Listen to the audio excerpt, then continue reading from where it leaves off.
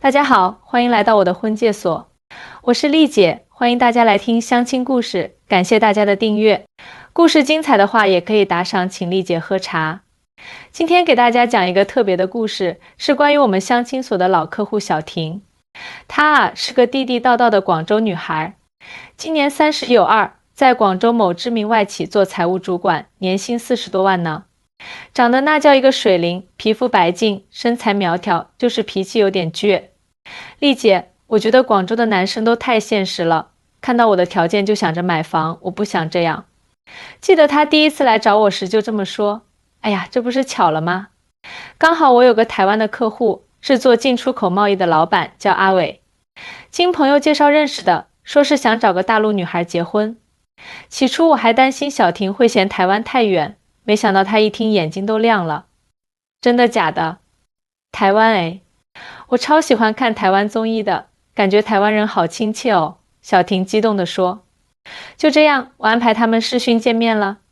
阿威长得斯斯文文的，说话温柔有礼貌，一开口就是哎呀，小姐很漂亮哦，把小婷逗得满脸通红。视讯聊了将近2小时，气氛超好的。后来阿伟专门飞来广州见小婷，带了一堆台湾特产，什么凤梨酥啊、太阳饼啊，连我都分到了好多。2个人处得很来电，1个月就定下来了。当时我还纳闷，这么快的吗？小婷告诉我，丽姐，我觉得阿伟很单纯，不像广州很多男生总是问东问西，房子、车子、存款什么的。他最关心的是我喜欢吃什么，平时兴趣是什么，感觉超贴心的。结婚前，阿伟带小婷去台湾看了看他的家和。回来后，小婷跟我分享，丽姐你知道吗？台北根本不是我想象的那样。以前在网上老看到说台湾落后，但我去了才发现人家是低调的富有。哦，是吗？快跟丽姐说说，我也很好奇。台北的街道超级干净，到处都是便利商店，生活很方便。阿伟住的是新北市，虽然不是台北市中心，但环境超好的。他们那边的房子虽然旧了点，但格局很大，而且阳台都种满了花，好有情调。小婷兴奋地跟我分享她在台湾的见闻，说那边的人情味特别浓，邻居见面都会打招呼，还会互相送水果。阿伟的妈妈也很热情，一直说要教他做台湾菜。最让我惊讶的是，他们那边的人虽然不会炫富，但生活品质真的很高。像阿伟家就有好几台咖啡机，每天早上都要喝现煮的咖啡。连他妈妈都很讲究，家里的茶具都是什么高级的乌龙茶具。我看小婷说的眉飞色舞的，就知道这门亲是稳了。果然3个月后，他们就在台北办了婚礼。现在已经过去8年了，小婷在台湾也有了自己的事业，开了一家手工甜品店。要不要听听她这8年在台湾的真实生活？那可有意思了。记得去年小婷回广州探亲，特地来找我喝下午茶。一见面她就说，丽姐，现在网上好多人说台湾又老又穷，房子又破又旧，我都快被气死了啦。哎，不会吧？你不是过得挺好的吗？我好奇地问，对啊，所以我今天一定要跟你说说台湾的真实情况。小婷喝了口茶，开始娓娓道来。原来小婷刚到台湾时也经历了一段适应期。她说台湾确实有些地方看起来比较旧，特别是一些老公寓的外观，但是小婷强调，他们的建筑虽然外表可能不太时尚，但是防震功能1级棒，而且室内装修都很新，采光特别好。最重要的是，台湾的生活非常便利啦。小婷说，我家附近走路3分钟就有便利商店，5分钟就有早餐店，10分钟就有夜市。每天早上我都可以买到热腾腾的蛋饼配豆浆，晚上想吃卤肉饭、牛肉面随时都有。说到吃的，小婷特别兴奋。丽姐，我跟你说，台湾人超会吃的，不是每餐都在外面吃大餐，而是很讲究生活品质。像我婆婆每天都会去传统市场买新鲜食材，价格还比超市便宜。那边的水果也是便宜又新鲜，芒果、凤梨、莲雾应季的时候简直是白送。我婆婆每次买水果都是论箱的，然后分给邻居。我问她，那边的消费水平怎么样？这个嘛，小婷想了想，其实台湾的工资确实比不上大陆1线城市，但是生活成本也低啊。我们在新北市房租才大陆的1半不到。再说了，台湾人不像我们这么爱攀比，他们更注重生活质量。像我老公，虽然开公司，但平时穿着很普通，开的车也是普通的本田。但是小婷竖起手指，她超级舍得在生活上花钱。我们家的厨房用具都是顶级的，咖啡机、面包机、智能电饭煲，样样俱全。周末她还会带我去山里泡温泉，去海边玩。小婷说，台湾最吸引她的是那里的人文气息。每个社区都有图书馆，还经常办读书会、插花课、烘焙课。大家虽然不，我婆婆60多岁了，每周都要去上瑜伽课，还学插花呢。最让我感动的是，台湾人真的很热情友善。小婷眼睛有点湿润，记得我刚去台湾时，邻居阿姨知道我是新嫁娘，经常煮好吃的给我送来，教我说台语，带我去逛菜市场。现在我开甜品店，邻居们都是我的忠实顾客，所以啊，小婷总结道，台湾确实不是表面上看起来那么光鲜亮丽，但是生活质量真的很高。重点是人情味浓，生活节奏慢，很适合经营小日子。丽姐，其实我刚到台湾时也很迷茫的。小婷说，虽然有会计师执照，但是不熟悉台湾的法规，语言也有障碍，找工作很辛苦。没想到这个时候阿伟特别支持她，老婆，你不是很会做甜点吗？干脆开间甜品店好了。小婷一听就来劲了。她在广州的时候就爱做甜点，经常在朋友圈晒自己做的马卡龙、蛋糕。但是台湾的甜品市场很竞争诶，小婷有点担心。没关系啦，阿伟说，你可以先从网络订单做起，慢慢来。就这样，小婷开始在家研发甜点。她发现台湾人特别喜欢养生概念，于是想到了结合中医食材。我第一个成功的产品是桂圆红枣马卡龙，还有一款抹茶人参泡芙意外的受欢迎。小婷在脸书上开了粉丝专页，找了几个部落客试吃，没想到反响超好。台湾人很愿意给新创品牌机会，而且特别实在，觉得好吃就会一直回购，还帮你宣传。生意渐渐好起来，阿伟就鼓励他开实体店。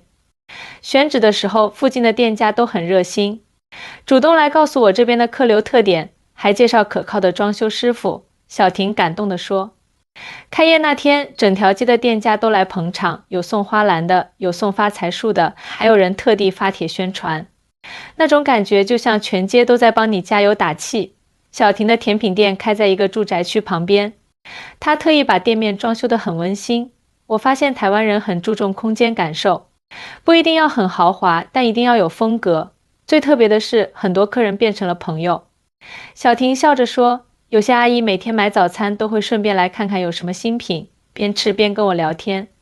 有些妈妈带小孩来，看到我在做甜点，就顺便教小孩认识食材。创业当然也有困难，比如台风天必须停业，原材料有时候会涨价。但是台湾的好处是，很多政府部门都有辅导创业的计划。小婷说，我参加过免费的创业课程，还申请到了青年创业贷款，利息超低的。而且台湾的小店之间不会恶性竞争。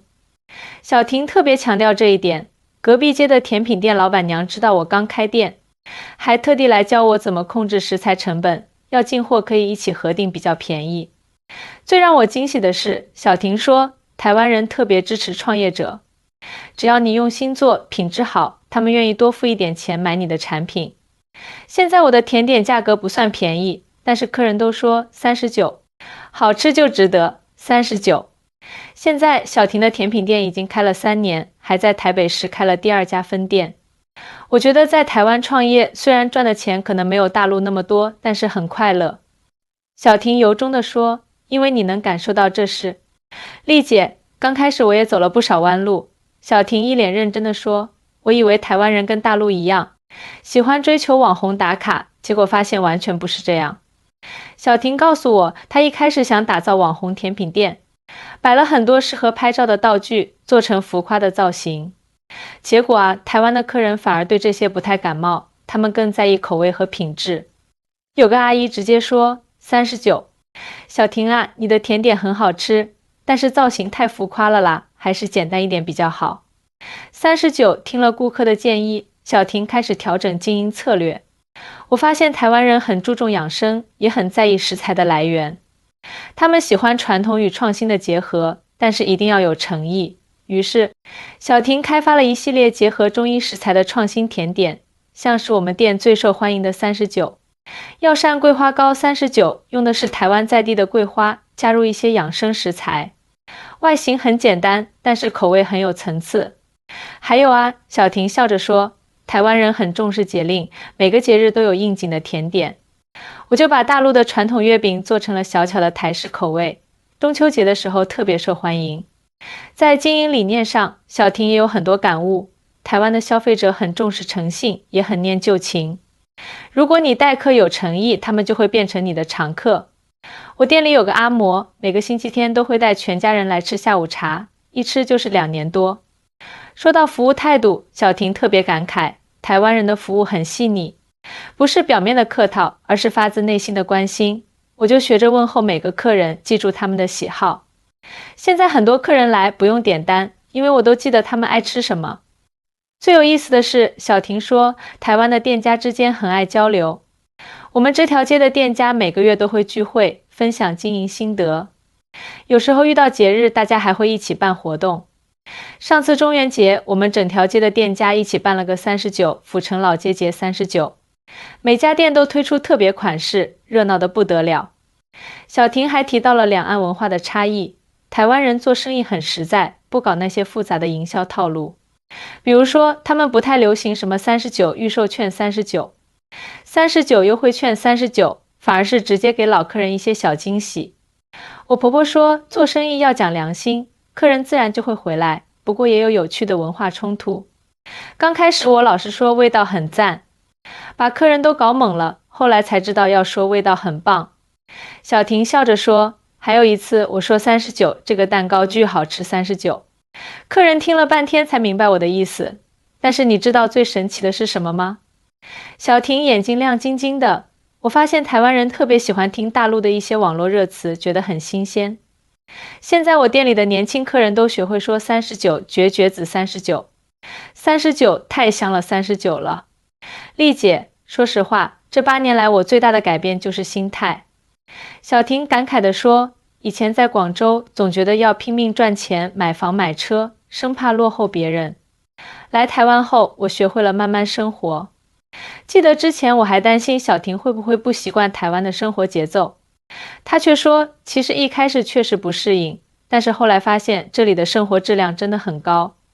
虽然不是每个人都开名车住豪宅，但是大家都过得很有滋味。小婷举了个例子，我婆婆退休后每天早上都要跟邻居去公园练太极，然后去市场买菜，下午约姐妹去喝茶，晚上再去参加社区的插花课或者烘焙课。虽然生活简单，但是很充实。最让我感动的是，台湾人很重视家庭时光。小婷说，每到周末，全家人一定要一起吃顿饭，大家边吃边聊，不看手机，有说有笑的。这种温馨的氛围是在大陆时想都不敢想的。说到家庭，小婷特别提到阿伟，他真的很疼我，每天下班都会带东西回来给我。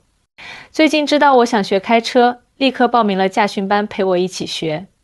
在台湾，男生普遍都很体贴，很会照顾人，而且你知道吗？小婷笑着说，台湾的邻里关系超好的，我生病的时候，邻居阿姨会煮补汤给我。过节的时候，大家会互相送礼物，这种人情味让我觉得特别温暖。谈到台湾的贫富差距，小婷说，其实台湾也有贫富差距，但是不会让人感觉特别明显，因为这里的人不会炫富，也不会看不起收入低的人。